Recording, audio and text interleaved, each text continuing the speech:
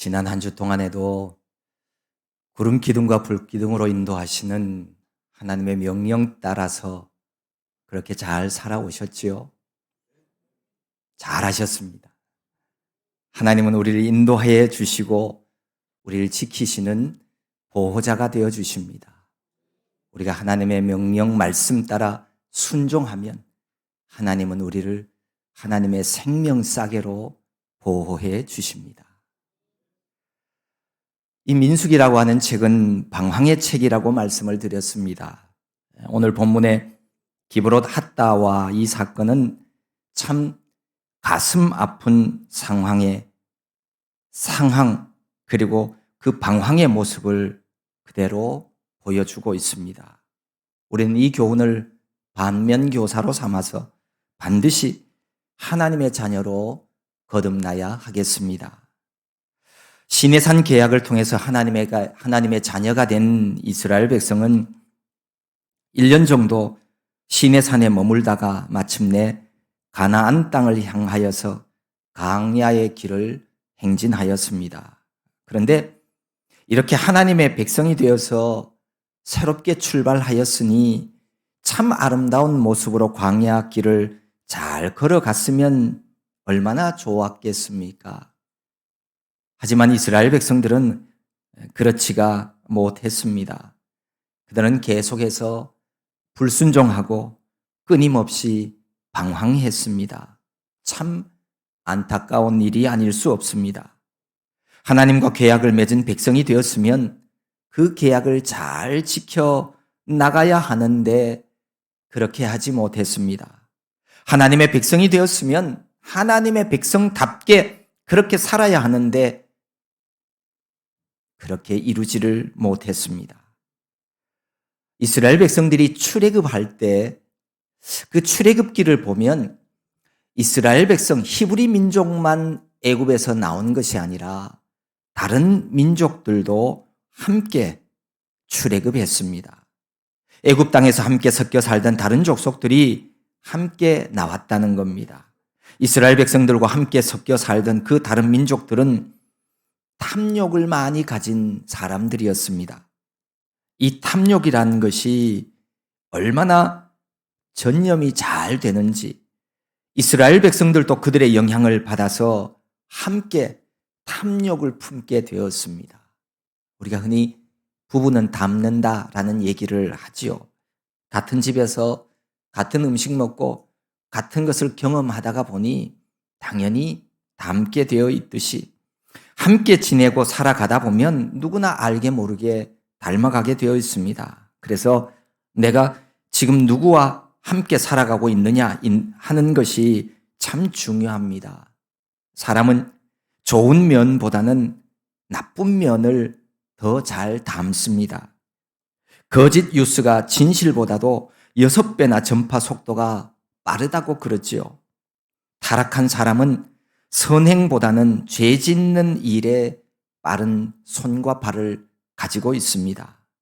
그래서 우리가 깨어 기도하며 성령님의 인도하심을 받아야 되는 이유가 바로 여기에 있습니다. 그렇지 않으면 우리가 행하는 모든 일들이 마지막 날에 하나님 앞에서 정말 헛된 일들이 되어질 수가 있습니다. 이스라엘 백성들이 탐욕을 부리는 일 중에 하나가 뭐냐면 누가 우리에게 고기를 주어 먹게 하랴라는 욕심으로 나타났습니다. 이렇게 고기를 먹게 해달라고 불평하고 원망하면서 그들은 하나님께서 허락해 주신 광야의 양식인 이 만나를 멸시까지 했습니다. 이제는 우리의 기력이 다하여 이 만나 외에는 보이는 것이 아무것도 없도다라고 말하면서 그들은 깊은 탐욕의 늪속으로 빠져들었습니다. 이렇게 탐욕을 부리던 백성들에게 하나님은 고기를 주시겠다고 약속을 하십니다. 그런데 뭔가 분위기가 좀 달랐습니다. 하나님은 이해하지 못할 응답을 하셨습니다. 늘 참으시고 끝까지 인자를 베푸시는 하나님께서 내가 너희에게 고기를 줄 텐데 그 고기 냄새도 싫어하기까지 너희들에게 고기를 주겠다 이런 말씀을 하십니다. 하나님께로부터 나온 바람이 불기 시작했습니다. 31절에 보면 바람이 여호와에게서 나와 바다에서부터 메추라기를 몰아 진영 곁 이쪽 저쪽 곧 진영 사방으로 각기 하룻길 되는 지면 위 2규빗쯤에 내리게 한지라.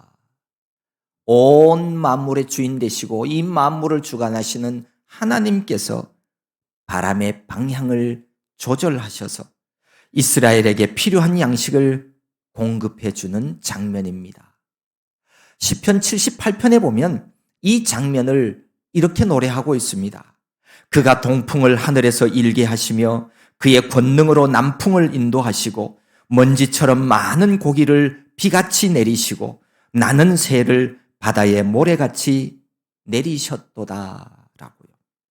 이 시편에 의하면 이때의 바람은 동남풍, 다시 말해서 아카바만에서 불어오기 시작해서 신광야를 지나 지중해 쪽으로 불어오는 그런 바람이었습니다.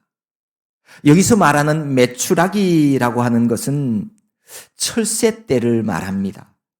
봄에 떼를 지어서 중앙 내륙 아프리카에서부터 북상하여서 아시리아 쪽으로 이동하는데 이때 힘에 겨운 새들이 가끔씩 이 팔레스틴 지역에 떨어지곤 했다고 합니다. 그러면 손이나 막대기를 가지고 가서 그 새들을 손쉽게 잡을 수 있었다고 합니다. 그러나 물론 오늘 여기서는 이런 자연현상을 뛰어넘어서 하나님께서 강력한 동남풍을 이용하여서 바로 이 철새떼들을 이스라엘 진영 위에 소나기처럼 무더기로 거기다가 떨어뜨려 주셨다는 말씀입니다. 하룻길 되는 지면 위 2규빗쯤이라고 하는 이 표현은 메추라기가 진을 중심으로 동서남북 사면에 하룻길 정도에 걸쳐서 지면에서 2규빗 높이로 쌓였다는 겁니다. 이 이스라엘 백성들에게 하룻길이라고 하는 것은 오늘날 거리로는 약 32km 정도 됩니다. 그 거리에 또 2규빗이라고 하는 것은 요 손끝에서부터 팔꿈치까지가 한 규빗이니까 2규빗은 약 1m 정도가 되는 거예요. 그 1m 높이까지 하룻길에 있는 모든 길이 다 메추라기로 가득 찼다라는 말씀입니다. 기진맥진한 메추라기 떼가 이스라엘 진 사면에 그냥 힘없이 다 떨어진 거예요. 이 세 떼의 양은 정말 이스라엘 사람들이 보기만 해도 질릴 만큼의 어마어마한 양이었습니다. 32절에 보면 백성이 일어나 그날 종일 종야와 그 이튿날 종일토록 메추라기를 모으니 적게 모은 자도 10호멜이라 그들이 자기들을 위하여 진영 사면에 펴두었더라. 이렇게 기록합니다. 사람들은 그들의 탐욕을 채우기 위해서 이틀 동안 닥치는 대로 보이는 대로 메추라기를 끌어모으기 시작했습니다. 그들이 모은 양이 곧 그들의 탐욕의 정도를 나타내고 있습니다. 그들 중에 적게 모은 자가 10호멜 정도였다고 합니다. 이 호멜은 구약시대의 단위죠. 오늘날 단위로 고치면 환산하면 10호멜은 약 2200리터, 우리가 잘 아는 수량으로 고치면 약 120말 정도의 양이라고 합니다. 그러니까 전체 백성들이 거둬들인 양은 헤아릴 수 없을 만큼 정말 엄청났다는 것을 알 수 있습니다. 특히 그들의 원망에 대해 하나님께서 이처럼 당신의 크신 권능을 친히 나타내셨기에 이스라엘 백성들은 자신들의 부끄러움, 그 탐욕의 부끄러움을 좀 깨달아야 했습니다. 하지만 그들은 자숙하기는커녕 서로 더 많이 모으려고 다툼하는 그들의 모습에서 우리는 이스라엘 백성들의 탐욕과 완악함을 다시 한번 볼 수 있습니다. 진 사면에 펴두었다는 말은 햇볕에 말려 장기 보관하기 위한 그들의 방법이었습니다. 이것은 애굽 사람들이 생선을 햇볕에 말려 오래도록 먹는 것을 오랫동안 보아왔기 때문에 그들도 따라한 것으로 보여집니다.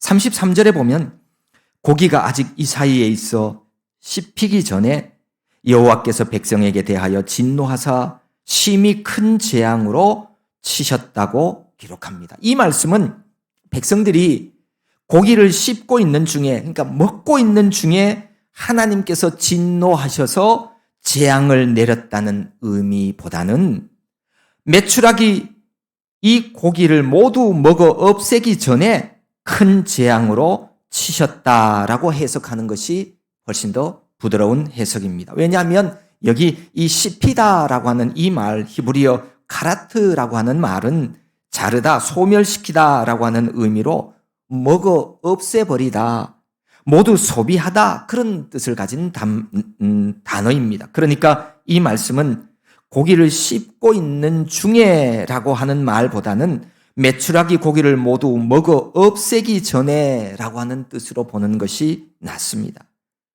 20절 말씀에 보면 하나님께서 주신 이 메추라기의 양이 1개월, 한 달 동안 먹을 만큼의 고기를 하나님이 허락해 주셨습니다. 그러니까 하나님이 이들에게 고기를 주시기는 했지만 이 한 달 동안 먹을 만큼의 이 많은 고기를 그들의 탐심으로 다 긁어 모아 쌓아 놓았는데 자기들이 모아놓은 이 고기를 다 먹기 전에 하나님이 진노하셔서 그들에게 재앙을 내렸고 그들이 자신들이 쌓아놓은 고기를 다 먹기도 전에 죽었다라고 하는 말씀입니다.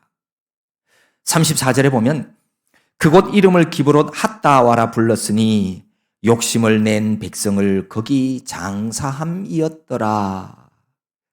기브롯 핫다와라고 하는 이 말은 탐욕의 무덤이라고 하는 뜻을 가진 바로 지명을 얘기를 합니다.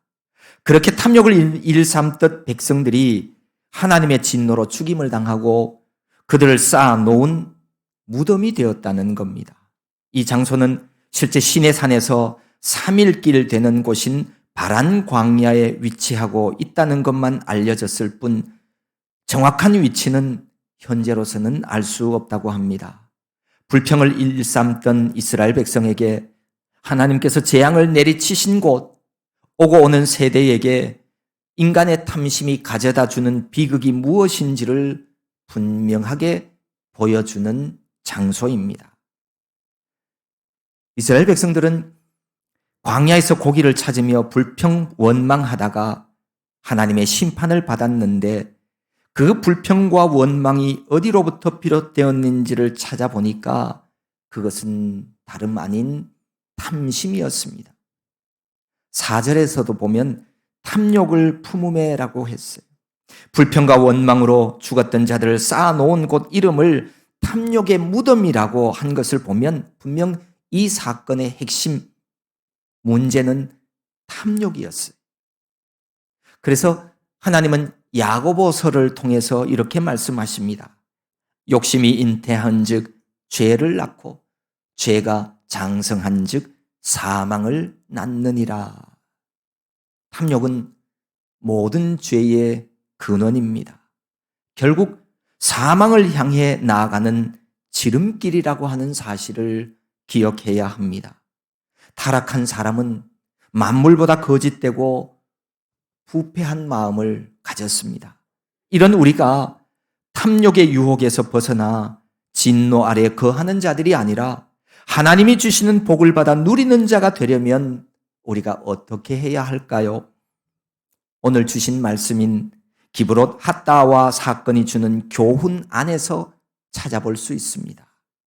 이 사건이 주는 교훈은 첫 번째는 하나님 백성들이 원망과 탐욕을 일삼는 것이 얼마나 위험한 일인지를 늘 명심하고 있어야 합니다. 그렇습니다. 사실 사람은 누구나 이 탐욕의 씨앗이 우리 안에 있을 수 있습니다. 아이고, 나는 그런 거 없어. 나는 괜찮아. 이렇게 말하지 마십시오. 이스라엘 백성들을 생각해 보면 그들은 정말 하나님께 감사할 일들이 얼마나 많았는지 몰라요. 400년이 넘는 오랜 애굽의 종살이, 그 종살이에서 하나님께서 그 전능하신 능력을 가지고 그 능력을 베푸셔서 그 백성들을 다 바로의 손에서, 애굽의 손에서 건져내어 구원해 주셨습니다. 그리고 광야길을 걸어가는 동안 하나님께서 구름 기둥과 불 기둥으로 밤낮 함께 하시고 지켜주셨습니다. 그뿐입니까? 옷이나 신발이 닳아 헤어지지 않도록 하나님이 해주셨어요. 먹을거리라고는 아무것도 없는 그 광야에서 하나님께서 친히 하늘로부터 양식을 내려주셔서 그들로 하여금 양식을 공급해 주셨습니다. 그래서 하나님이 마련해 주신 그 광야 식탁에서 그들은 날마다 배 두드리며 배부른 삶을 살아갔습니다. 이만하면 하나님 앞에 감사해야 될 것 아니겠습니까? 그런데도 이스라엘은 광야 생활 내내 불평과 불만과 불신으로 가득했습니다. 불평은 환경에 대한 것이고 불만은 사람에 대한 것입니다. 그리고 불신은 하나님에 대한 원망이었습니다. 불평과 불만 그리고 불신의 삶은 어느 시대든지 어느 누구든지 반드시 멸망하게 되어 있습니다. 우리가 하나님의 말씀 앞에서나 기도의 시간에 내 마음속을 고요히 들여다보십시오. 혹시나 내 안에는 그런 것들이 없는지 말입니다. 만약에 광야의 이스라엘 백성들처럼 이런 것들이 있거들랑 성령의 불로 다 태우십시오. 태워버려야 합니다. 불평과 불만, 하나님에 대한 원망은 인생을 망치는 필수 요소입니다. 이것이 있으면 누구나가 정확하게 다 멸망합니다. 내 마음속에 탐욕의 씨앗이 꿈틀꿈틀 하거들란 여러분 먼저 하나님의 나라와 하나님의 의를 구하십시오. 탐욕의 마음은 예수 그리스도의 마음을 닮아가는 길 외에는 그 어떤 것도 막을 수가 없습니다. 그래서 빌립보서 말씀에 보면 너희 안에 이 마음을 품으라 곧 그리스도 예수의 마음이니 라고 하셨습니다. 우리 주님의 마음을 품어서 탐욕의 마음을 쫓아내는 거룩한 백성 되기를 바랍니다. 두 번째는 배부른 생활이 항상 유익한 것만은 아니라는 사실도 우리들로 하여금 알게 해 줍니다. 사실 누구나 배부른 생활을 원하지 배고픈 생활을 원하는 사람은 없습니다. 배고픔이 얼마나 눈물겹고 힘겨운 일인지를 겪어보지 않으면 모릅니다. 쌀이 떨어졌다고 그러면 밥 안 먹고 라면 끓여 먹으면 되지 뭐, 이렇게 말하는 세대들은 이해할 수 없는 일입니다. 배부른 생활이 좋기는 한데 항상 유익한 것은 아닙니다. 특별히 신앙생활에서는 더 그렇습니다. 사람은 내 배가 부르면 다른 사람 입장을 잊어버리게 되어집니다.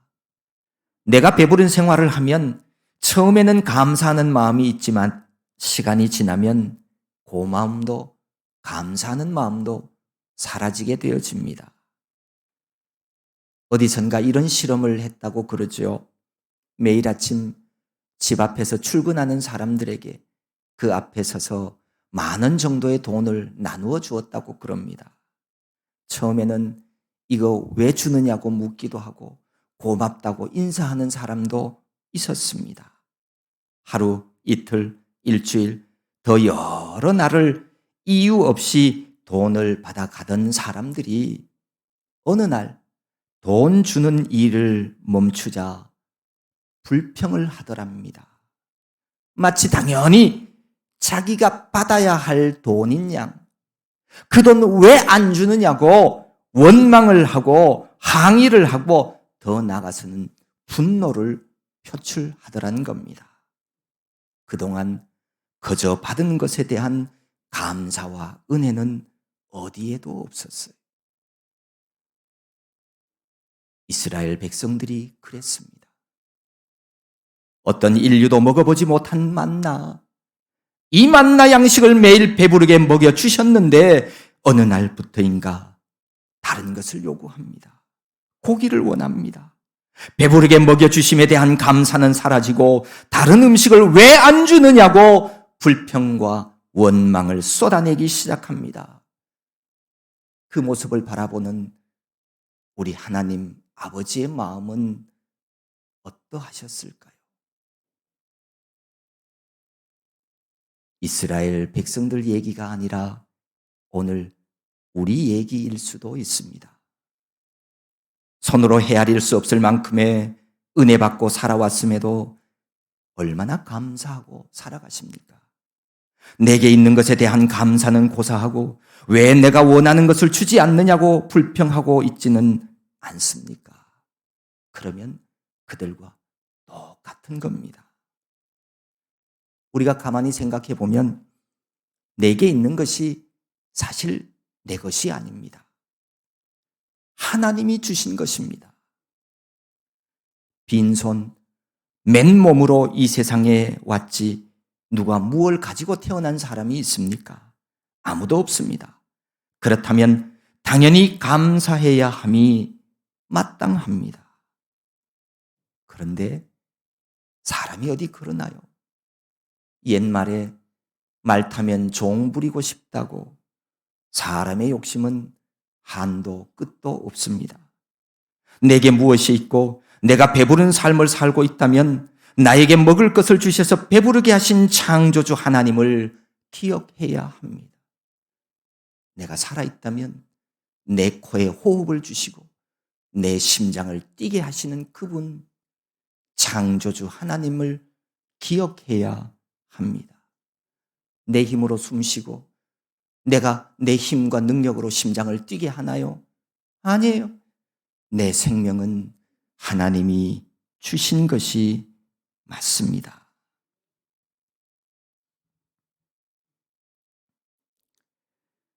배부르도록 먹을 것을 주신 하나님, 그분의 뜻이 무엇인지를 우리가 생각할 줄 알아야 합니다. 내가 존재하는 이유와 목적과 사명을 깨닫지 못하면 내 삶의 의미가 무엇인지를 모르면 나는 개, 돼지와 같은 짐승과 별로 다를 바가 없습니다. 짐승은 배부름을 위해서 존재하지만 사람은 배부름이 최종 목적이 아닙니다. 내가 배부르다고 잘 살고 있다고 생각하지 마십시오. 배부르게 살게 하신 분의 뜻을 이루는 것이 그게 진짜 중요합니다. 사람은 짐승이 가지고 있는 육체가 다가 아니라 사람은 영적인 존재입니다. 육체를 위한 양식만 구하며 더 많이 저 좋은 것만 외치는 삶은 하나님의 형상 따라 지음받은 사람으로서의 합당한 생활은 분명히 아닙니다. 그래서 갈라디아서 6장은 이렇게 말씀합니다.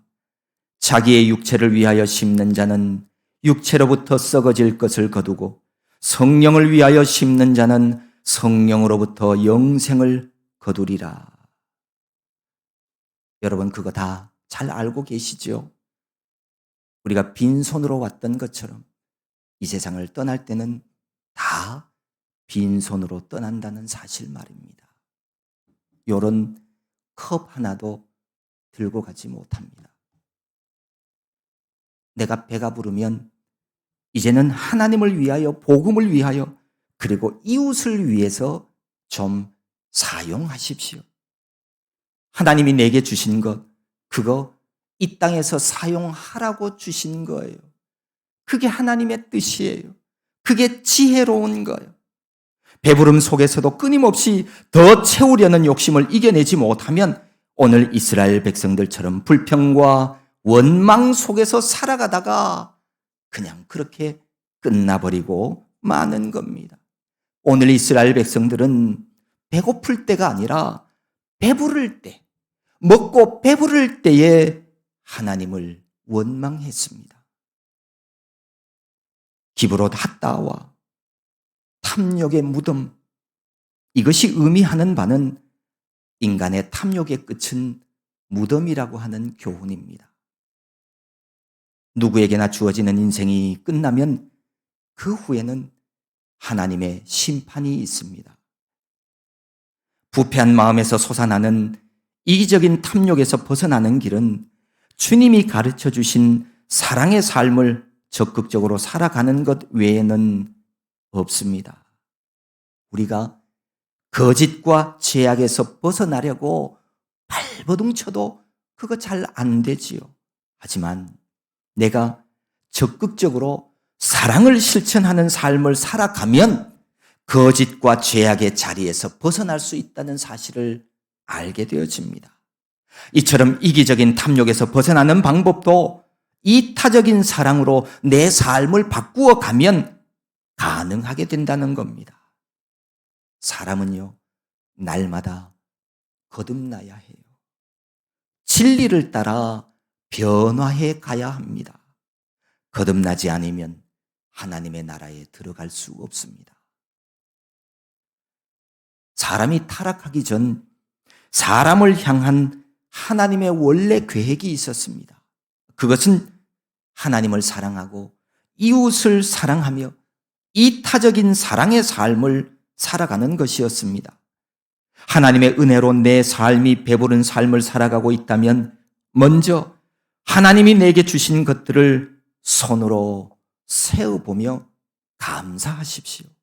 그리고 이웃을 살펴 내게 주신 것으로 나누는 삶을 살아가십시오. 우리가 나누는 삶을 살아가려고 한 달에 한 번씩 코이노니아 주일을 정하고 그렇게 행하고 있습니다. 여러분, 우리에게 진짜 중요한 게 뭔지 아시죠? 그거는 금도 아니고 명품도 아니고 시간이에요. 우리에게 있어서 시간은 우리의 생명이거든요. 금보다도 생명보다도 귀한 시간을 우리의 이웃과 함께 하는 거예요. 내 시간도 나누고 차도 한 잔씩 나누고 간식도 나누고 과자도 나누고 때로는 음식도 나누십시오. 나와 함께하는 사람들에게 내가 차 한 잔 사주고 나와 함께 신앙생활하며 천국의 소망 가지고 살아가는 사람들에게 식사 한 끼 내가 사줄 수 있다면 그보다도 복되고 귀한 일은 없을 겁니다.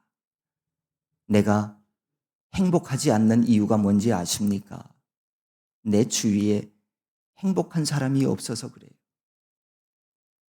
내가 내 가까운 이웃들을 행복하게 해주면 그들이 누리는 행복보다 내 행복은 훨씬 더 커지는 거예요.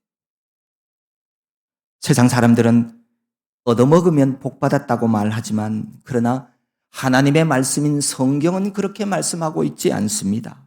사도행전 20장에 보면 주는 것이 받는 것보다 복이 있다라고 주 예수님께서 친히 말씀하신 것을 기억하라고 우리에게 말씀하고 있어요.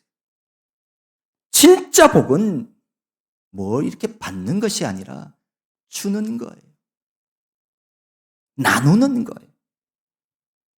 물론 우리가 순수한 마음으로 사랑을 베풀어 주는 때에도 툴툴거리고 비아냥거리는 사람들도 가끔 있습니다.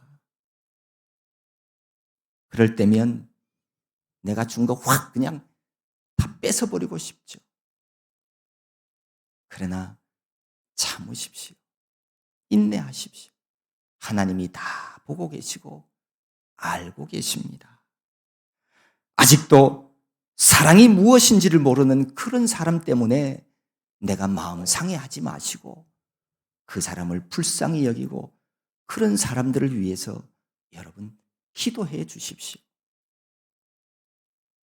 감사하는 마음을 가지면 불평도 불만도 탐욕도 그 어떤 것도 내 안에서 다른 것이 자라날 수는 없습니다. 감사의 마음에는 오직 믿음만이 쑥쑥 자라나는 거예요. 여러분, 감사의 양과 행복의 양은 같다는 말이 있어요. 많이 감사하십시오. 그러면 많이 행복하게 되어집니다. 내게 없는 것으로 불평, 원망하지 말고 날마다 주신 복을 세워가면서 예수 그리스도를 통해서 주신 구원의 은총을 감사하고 또 감사하는 사람들이 되십시오. 그래서 누구보다도 이 세상에서 복되고 행복한 성도들로 천국길을 걸어가는 여러분 모두가 될 수 있기를 소망합니다.